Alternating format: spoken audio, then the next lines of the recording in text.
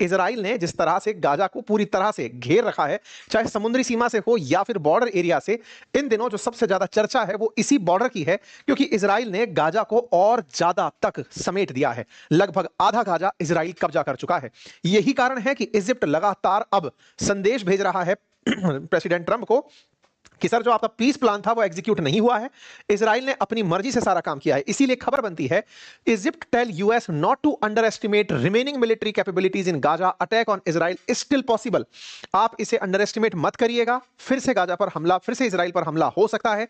यह बात अक्टूबर 7 की फिर से याद दिलाती है, जिसमें इतनी कैजुअलिटीज हुई थी, जिसके चलते इजराइल की तरफ से गाजा पर हमले हुए और उसमें हजारों पैलेस्टीनियंस की मौत हुई। क्या नेतन्याहू ने ऐसा कुछ कर दिया है जिसके चलते इस तरह की बात निकल कर आई है?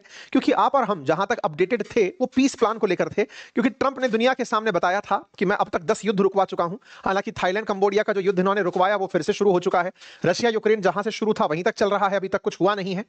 इजराइल और गाजा के बीच का युद्ध रुकवाने का जो ट्रंप क्रेडिट ले रहे थे अपने पीस प्लान के माध्यम से, 20 सूत्रीय पीस प्लान के माध्यम से, जिसमें यह तय किया गया था कि इजराइल गाजा पर हमले रोकेगा और गाजा बंधकों को रिहा करेगा। गाजा ने बंधक रिहा किए, इजराइल ने हमले रोक दिए, लेकिन उसके बावजूद भी फिर से ये सारी बातें क्यों हो रही हैं? आप में से कुछ लोग कहेंगे कि वो जो 20 पॉइंट्स थे, उन 20 पॉइंट्स में से हो सकता है कुछ पॉइंट्स ऐसे हो जो अभी तक एग्जीक्यूट ना हो पाए हो, इसलिए ऐसी स्थिति बन रही है। जी नहीं, उन्हीं प्लानिंग में इजराइल ने कुछ ऐसा कर दिया, वो जो प्लान था ट्रंप का पीस प्लान, उसमें इजराइल ने कुछ ऐसा कर दिया जिससे मुस्लिम राष्ट्र जो शांति कराने आए थे, फिर चाहे वो कतर रहा हो, तुर्की रहा हो, इजिप्ट रहा हो, पाकिस्तान रहा हो, ये सब, सऊदी समेत, ये सब ठगा हुआ महसूस कर रहे हैं। ईरान जैसे देश ठगा हुआ महसूस कर रहे हैं कि इजराइल ने हमारे साथ धोखा कर दिया है।